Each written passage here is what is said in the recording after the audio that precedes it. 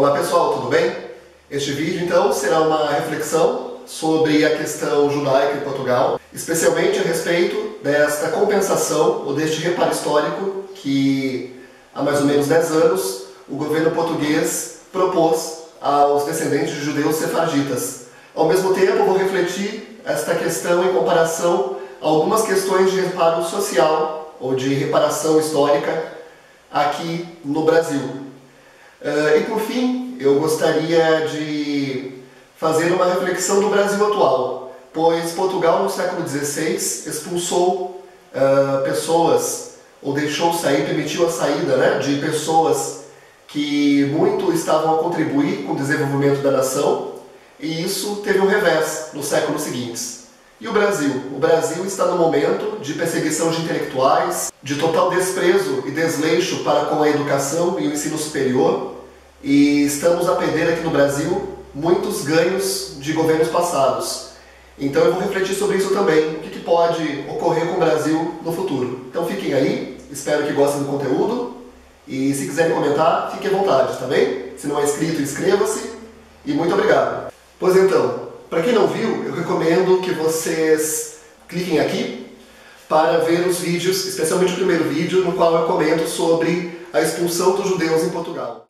A partir de fins do século XV, o povo judeu sefardita em Portugal, eles sofreram um processo de conversão forçada, que foi o que acabou por torná-los cristãos novos.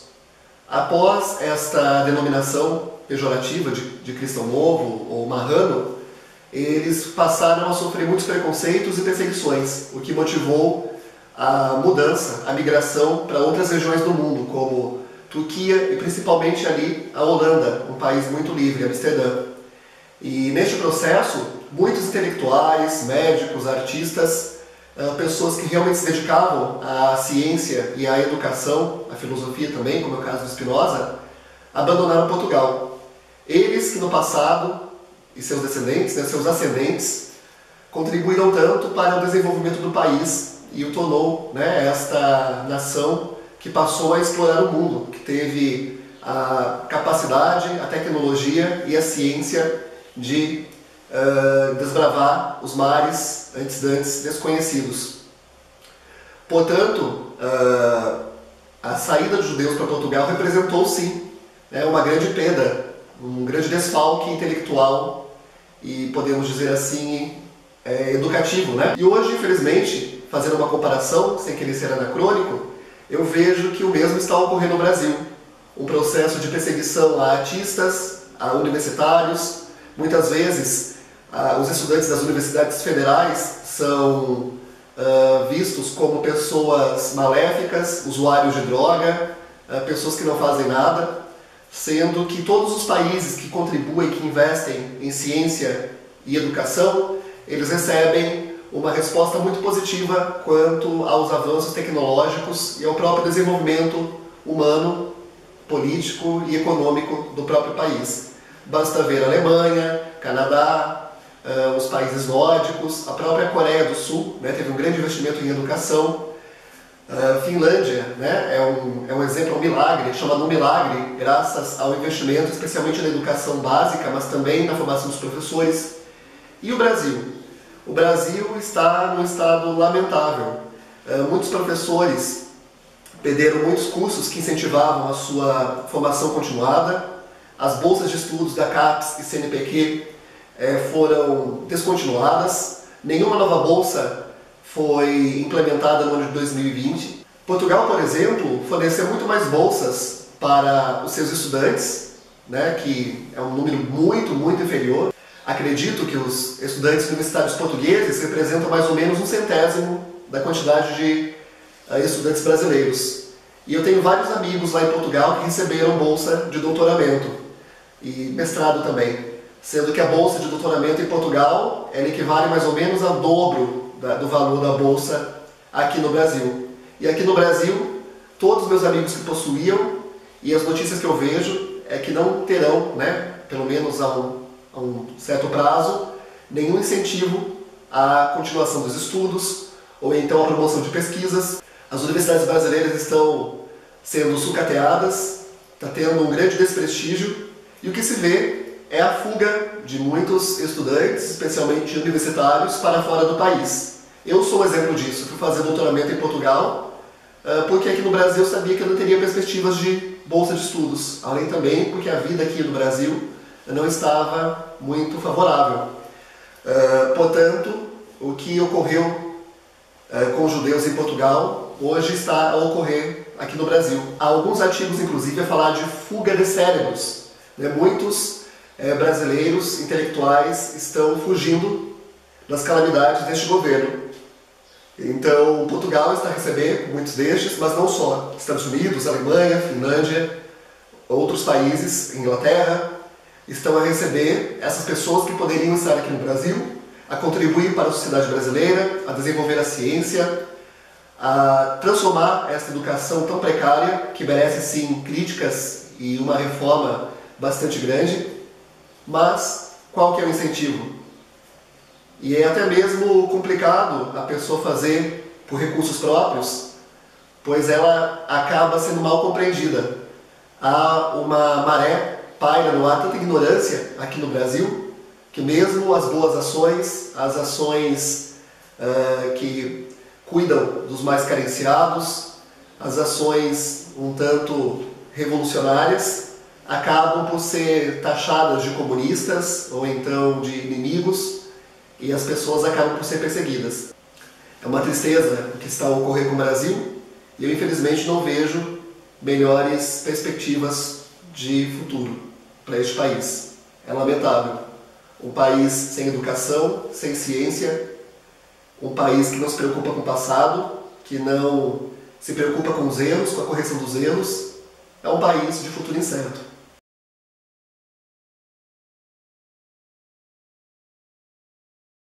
Desejamos seja de tolerância, de fraternidade e de unidade essencial do género humano. É o sentido que dou ao ato ritual a que assistimos e da minha presença aqui, honrando a mais bela tradição da história portuguesa.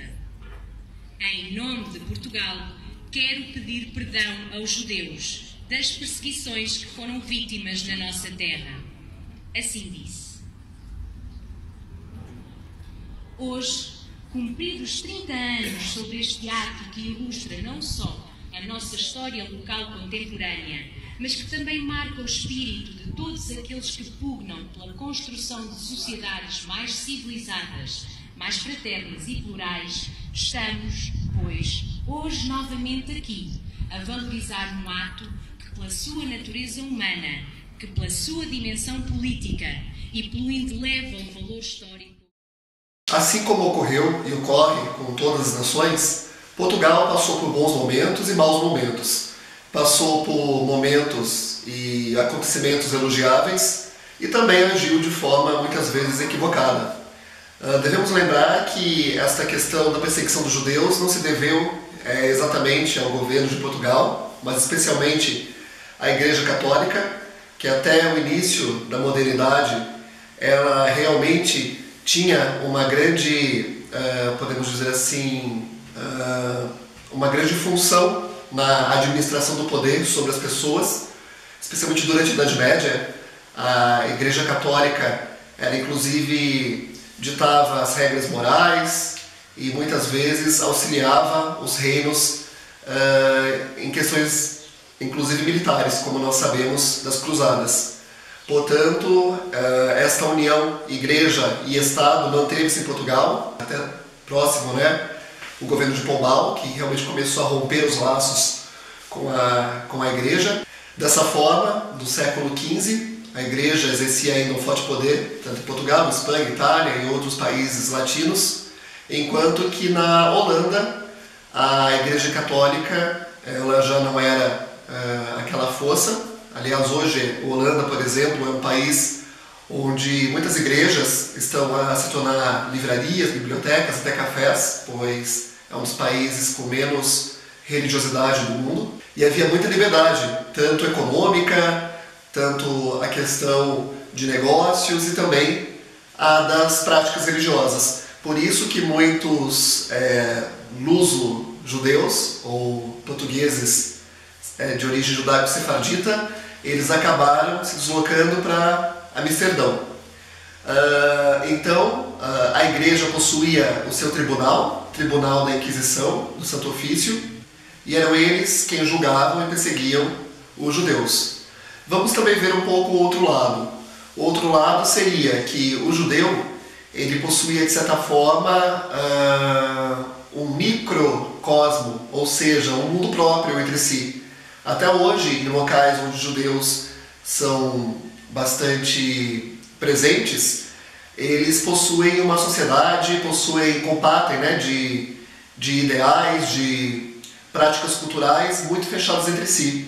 Então eles eram considerados um Estado dentro do Estado, uma nação dentro da nação. Além disso, eram pessoas que dedicavam-se sobretudo ao comércio e aos serviços. Isso gerava muito dinheiro e eles tinham muitas riquezas. Também é um povo muito culto, é uma cultura, né, de valorizar o conhecimento. E este conhecimento também envolvia como, claro, né, finanças pessoais, poupar o dinheiro. Por isso os judeus conseguiram e conseguem até hoje, né, acumular grandes riquezas. E uma vez que eles eram perseguidos, as riquezas iam para a igreja e para o reino, para o Estado. Portanto, era, não vou dizer assim viável, mas era uma prática comum, né, era aceitável perseguir os judeus para pegar as suas riquezas, né, e especialmente em momentos de crise. Seria como salvar o Estado ou dar um alívio às contas públicas, perseguir os judeus. Tanto que realmente em momentos de crise, por exemplo, o último período que nós vimos, né, uma perseguição mais intensa à comunidade judaica, foi o período entre guerras. Então sempre que há um período de muita crise, de muitos problemas, eles tentam achar, né, alguém como o bode expiatório, e muitas vezes são judeus ou minorias, e tem essa vantagem ainda de confiscar o dinheiro judaico. Mas, hoje, o governo de Portugal, acredito que essa lei já tem quase 10 anos, fez uma lei que, de certa forma, corrige este erro histórico. É uma compensação à comunidade judaica que vivia em Portugal e foi tão injustamente perseguida e sofreu muitos danos com esta imigração ao mundo. Podemos pensar também que Portugal sofreu danos, né? Portugal deixou de ser beneficiado por muitos cientistas, por muitos economistas, por pessoas da mais alta sabedoria, muitos filósofos. Aliás, alguém sugeriu-me aqui o Spinoza. Eu conheço Spinoza, né? Eu trato muito dele na filosofia, e realmente, infelizmente, de Portugal, com essa perseguição aos judeus, saíram muitas mentes brilhantes. Então Portugal, em reconhecimento, né, a esta injusta perseguição aos judeus, hoje promulgou-se uma lei que garante nacionalidade portuguesa a todos os descendentes de judeus sefarditas. Então pessoas como eu, que possuem o sobrenome Carvalho, mas não necessariamente, né, porque é o seguinte, os judeus, quando eles eram batizados ao catolicismo, no geral eles escolhiam um apelido, um sobrenome relacionado a árvores, como Carvalho, Pereira, Pinho, Oliveira, ou então também animal, Pinto, Coelho, Bezerra. Todavia não era uma regra, pois havia, por exemplo, apelidos mais antigos, o povo de Portugal costumava utilizar, e os judeus apropriaram-se, né? Então, pode ser que um Carvalho seja judeu, tem uma origem sefardita, e tenha Carvalho que não, né? Pode ser que haja Carvalhos muito anteriores, né, a esta conversão obrigatória dos cristãos novos. Então, por isso é necessário fazer uma pesquisa genealógica para descobrir, né, a origem do seu sobrenome e ver se o seu antepassado foi perseguido ou não. Na Torre do Tombo, há alguns documentos, muitos documentos, aliás, mas também muitos foram queimados. O Marquês de Pombal, para evitar esta perseguição, né, aos cristãos novos, ele mandou queimar muitos documentos, assim não tinha como identificar se a pessoa tinha um passado cristão novo ou não. Pois ele próprio, o Marquês de Pombal, ele tinha Carvalho, né? Então se voltasse lá no fundo da sua genealogia, possivelmente encontrar um cristão novo, um judeu. E isso impediria dele ter um título de nobre. Então, para a pessoa possuir um título de nobre, ela tinha que ter uma comprovação da pureza de sangue. E ter um antepassado marrano, um antepassado judaico, seria uma questão de impureza do sangue e uma certa dificuldade para adquirir um título nobiliário. E não só em Portugal, mas em boa parte da Europa era assim. Além disso, é necessário também você conseguir um certificado da comunidade israelita de Lisboa ou do Porto, que comprove, de certa forma, uma filiação da sua família ou das suas práticas pessoais à religião judaica. Então não é somente você provar que tem um sobrenome e um antepassado judaico, mas que alguma coisa da tradição judaica manteve-se na sua família ou em ti. Eu acho isso muito bonito, pois é um reconhecimento de um erro e a reparação deste erro. E até onde eu sei, eu acredito que a maioria dos portugueses concordam com isso, eles não se opõem a esta prática.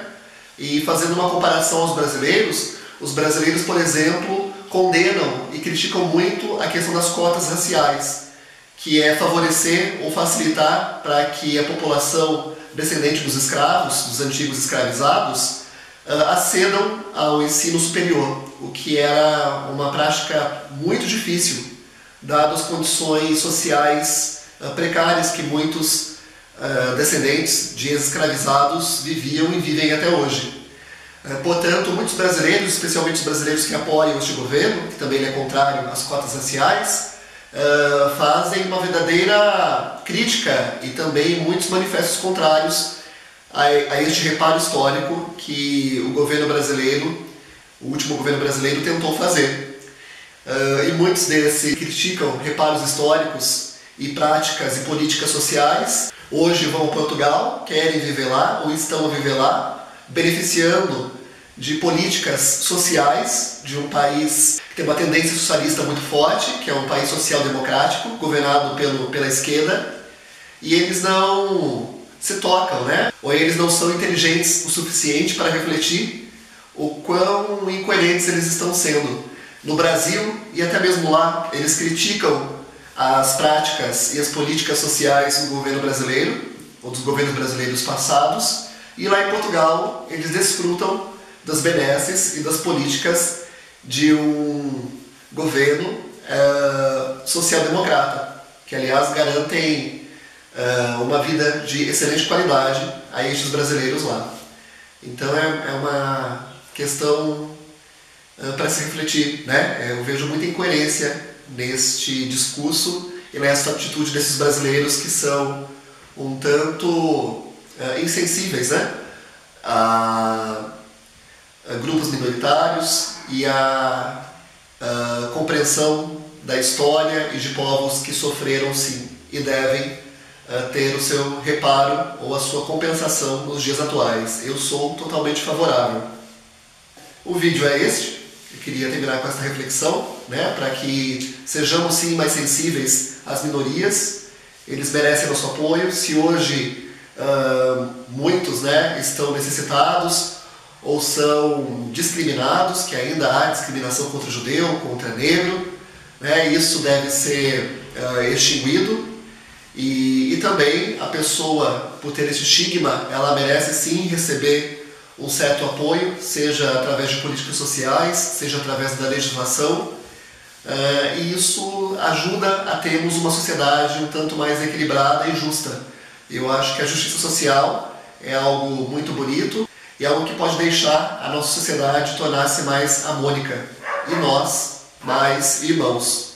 Então é isso, meus irmãos. Um grande abraço a todos, obrigado pela paciência e pela audiência e até mais. Olha, tem o Theo aqui, o cão do lado, ele está querendo participar. Qualquer dia eu vou filmar ele aqui. Vou ter que colocar uma foto aqui do Theo. Um cão muito lindo. Aliás, eu adoro cães. Até mais. Tchau, tchau.